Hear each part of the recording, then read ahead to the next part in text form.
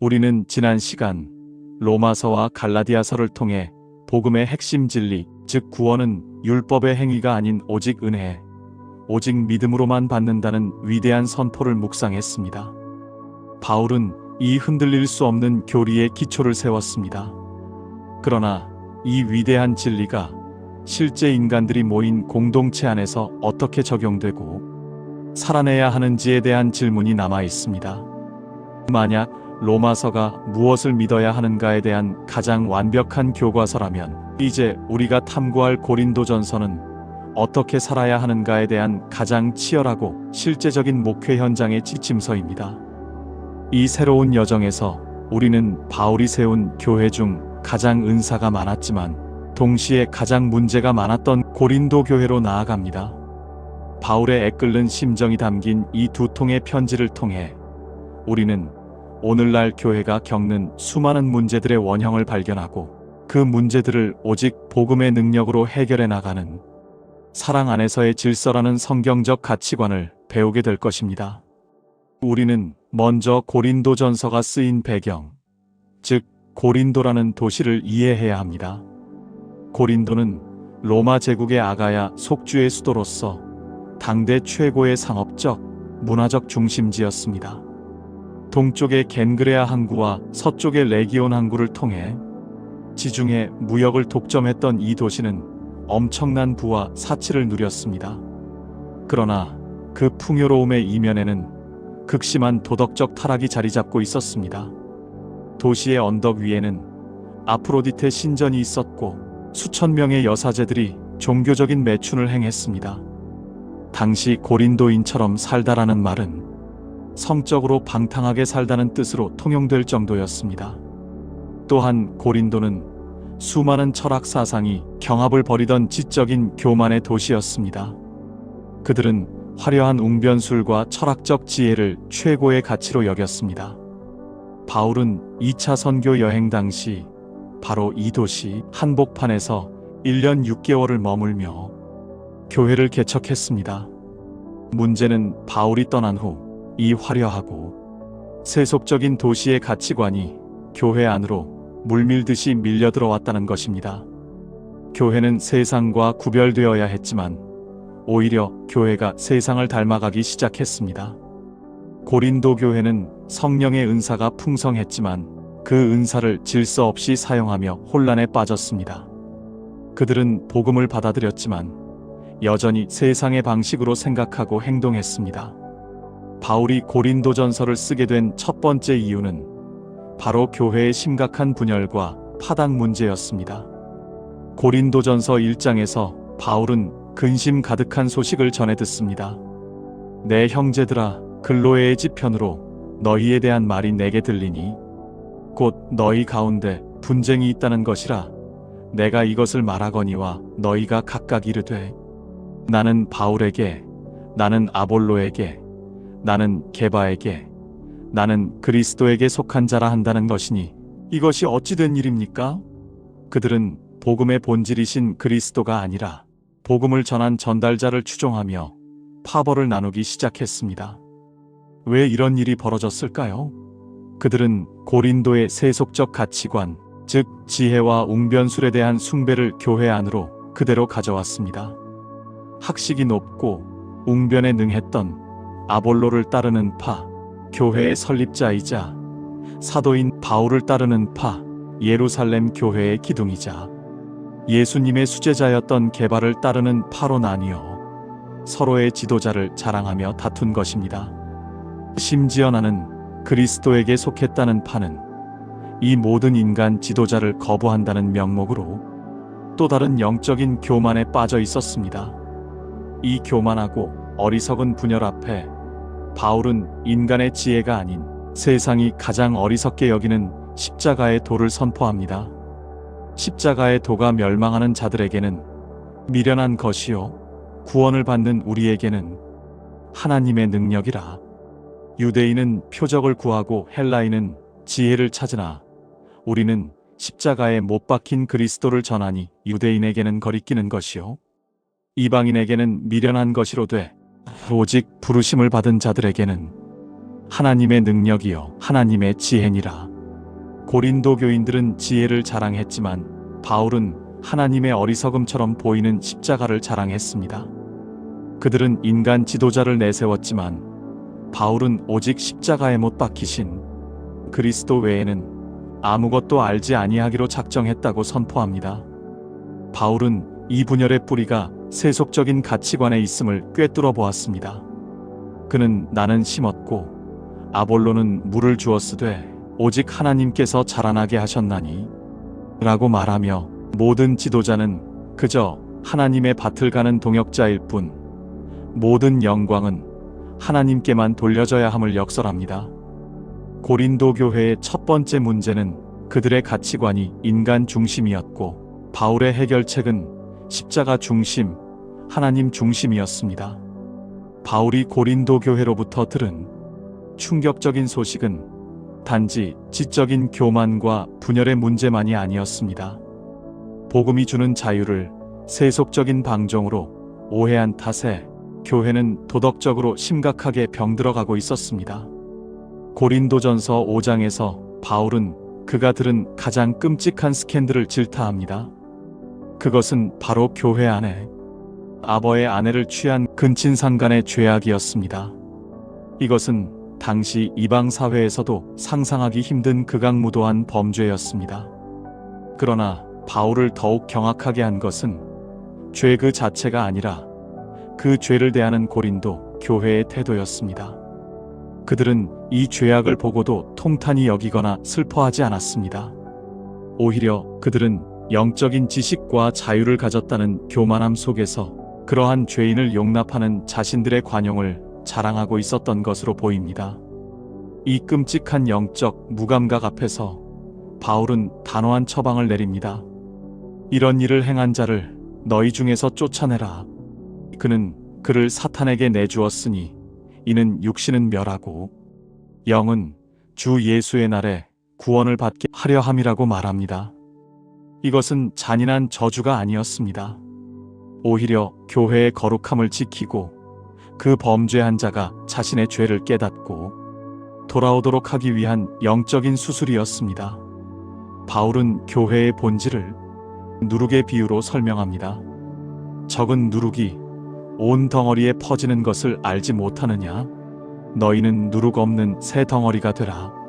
교회는 세상의 죄악된 방식을 따르는 묵은 누룩이 아니라 그리스도의 유월절 희생으로 깨끗하게 된 새 덩어리라는 것입니다.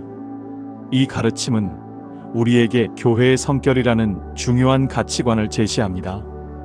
은혜는 죄를 덮어두는 핑계가 아니라 죄와 싸워 이길 수 있는 능력입니다. 참된 교회는 죄를 용납하는 관용적인 공동체가 아니라 죄를 미워하고 거룩함을 추구하는 구별된 공동체여야 합니다. 교회의 도덕적 해이는 또 다른 문제로 이어졌습니다. 고린도전서 6장에서 바울은 성도들이 서로에게 불만이 생겼을 때 교회의 중재를 구하지 않고 세상의 불의한 자들에게 고소하는 문제를 책망합니다. 너희가 피차 고발함으로 너희 가운데 이미 뚜렷한 허물이 있나니 차라리 불의를 당하는 것이 낫지 아니하며 차라리 속는 것이 낫지 아니하냐? 이것은 당시 헬라 사회의 권리 중심적 가치관이 교회 안에 침투한 결과였습니다. 그러나 바울은 단호하게 말합니다. 세상 법정에서 자신의 권리를 되찾는 것보다 형제에게 차라리 속아주는 것이 하나님 나라의 방식이라는 것입니다. 왜냐하면 교회의 존재 이유는 세상 앞에서 승소하는 것이 아니라 그리스도의 사랑과 용서를 증거하는 것이기 때문입니다. 이는 우리에게 세상과는 다른 해결 방식, 즉 자기 희생과 공동체의 증거라는 가치관을 가르쳐 줍니다.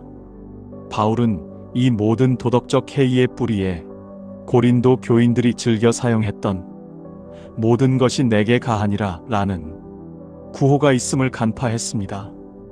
그들은 헬라 철학의 이원론에 영향을 받아 영혼만 구원받았으니 육체로 무슨 짓을 해도 괜찮다는 치명적인 오해에 빠져 있었습니다.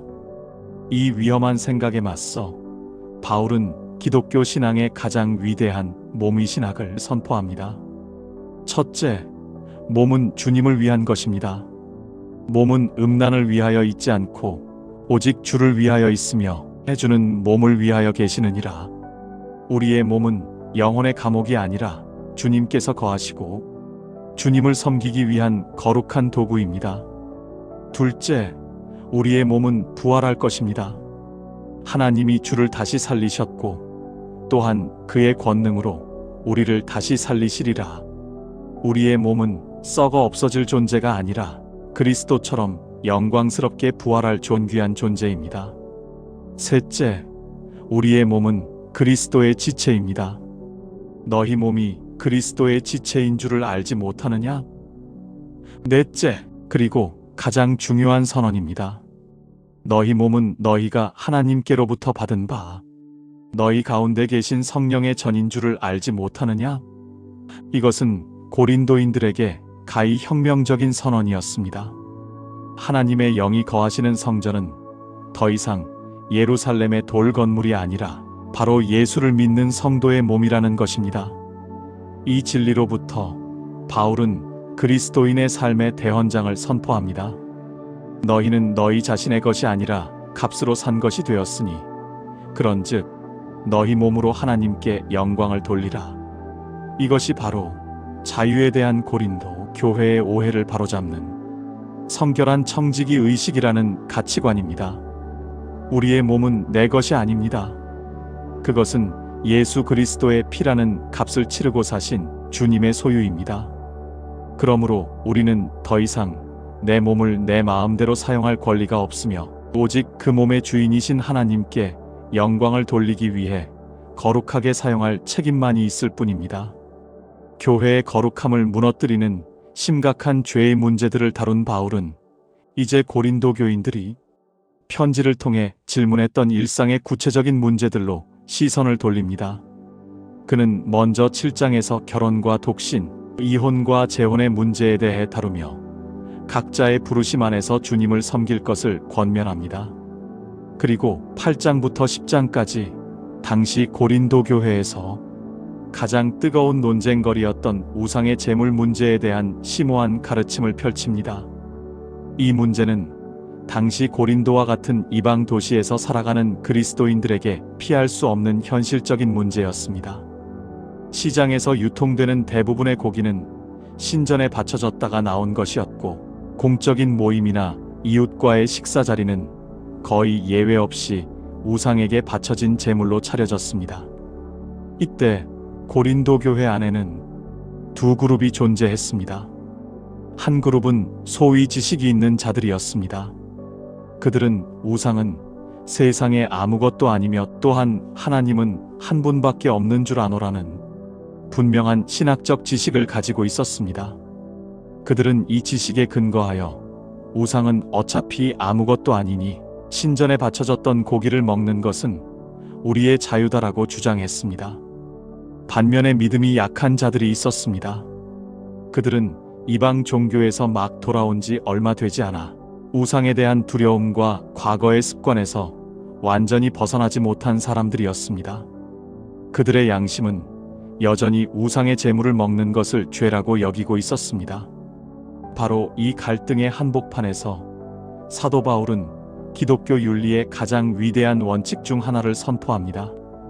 그는 먼저 지식이 있는 자들의 주장이 신학적으로는 옳다고 인정합니다. 우상은 아무것도 아니며 하나님은 한 분뿐이라는 것은 사실입니다. 그러나 바울은 그들의 지식이 간과한 더 중요한 가치를 제시합니다.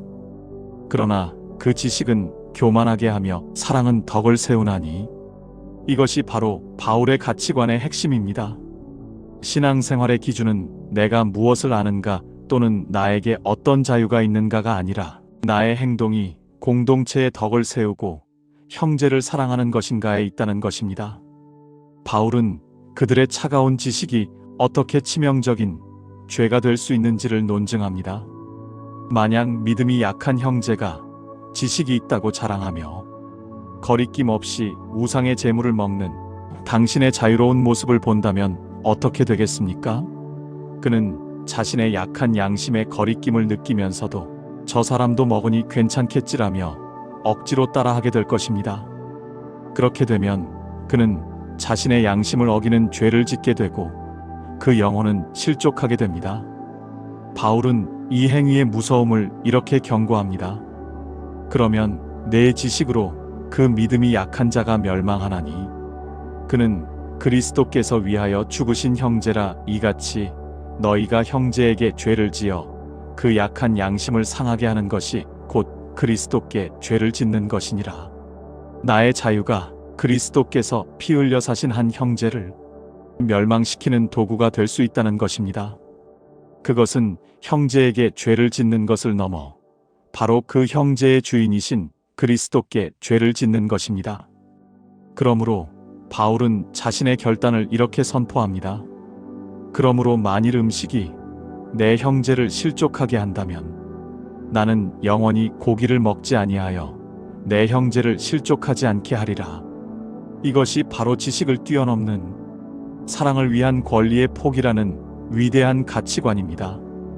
바울은 9장에서 한 걸음 더 나아가 이 원리를 자신의 삶으로 어떻게 살아냈는지를 증언합니다. 그는 사도로서 먹고 마실 권리가 있었고 아내를 데리고 다닐 권리가 있었으며 교회로부터 사례비를 받을 권리가 있었습니다.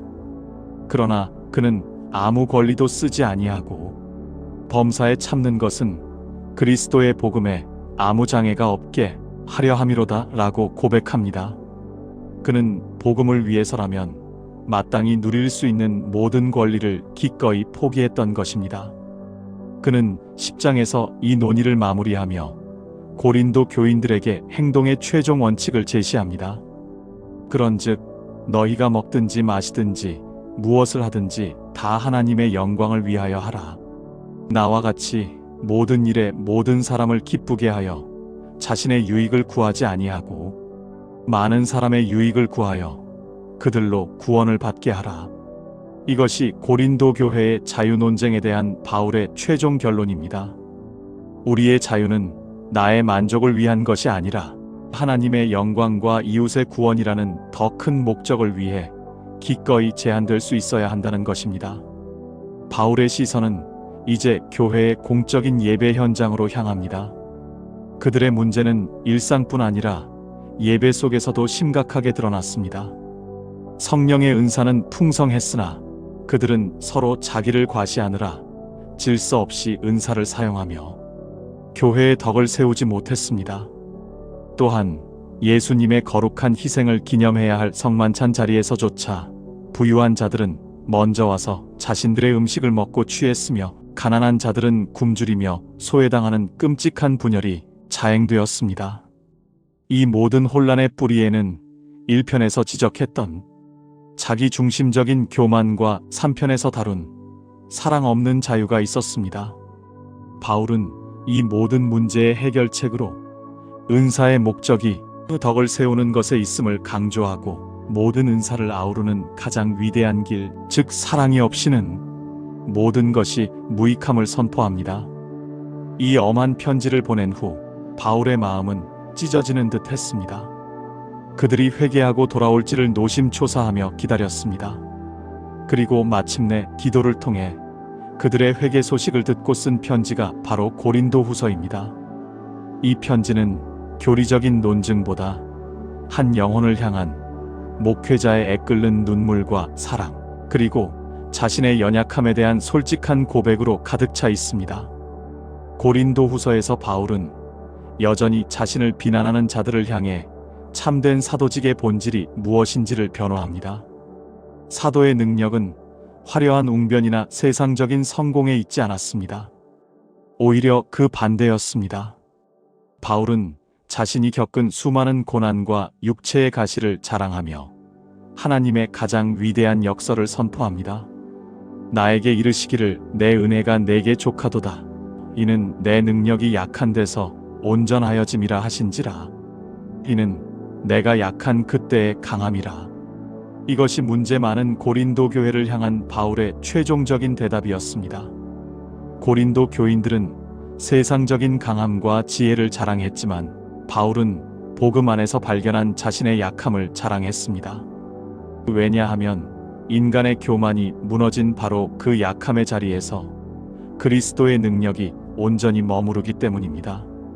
로마서와 갈라디아서가 무엇을 믿는가에 대한 교리적 기초였다면 고린도전서와 후서는 어떻게 사는가에 대한 치열한 삶의 현장이었습니다. 이 두 서신서는 우리에게 위대한 복음을 가졌음에도 여전히 죄와 씨름하고 세상의 가치관에 흔들리는 교회의 적나라한 모습을 보여줍니다. 그리고 그 모든 문제의 해결책은 오직 십자가의 진리로 돌아가 나의 지혜와 권리를 포기하고 사랑으로 덕을 세우며 나의 약함 속에서 일하시는 그리스도의 강함을 의지하는 것뿐임을 가르쳐 줍니다. 저희의 약함을 아시고 그 약함 속에서 강함으로 역사하시는 주님, 문제 많았던 고린도 교회 속에서 저희 교회의 모습을 봅니다. 지식과 은사를 자랑하며 교만했고 형제를 사랑으로 섬기지 못했으며 세상의 가치관을 따라 분열했던 저희의 죄를 용서하여 주옵소서. 저희의 모든 자랑이 무너지고 오직 십자가에 못 박히신 그리스도와 저희의 약함만을 자랑하게 하옵소서. 그리하여 저희의 삶이 주의 능력으로 온전해지는 통로가 되게 하여 주옵소서. 우리 주 예수 그리스도의 이름으로 기도드립니다. 아멘. 이 영상이 주님의 은혜를 나누는데 도움이 되셨다면 채널을 위해 구독과 좋아요로 마음을 표현해 주시기를 부탁드립니다.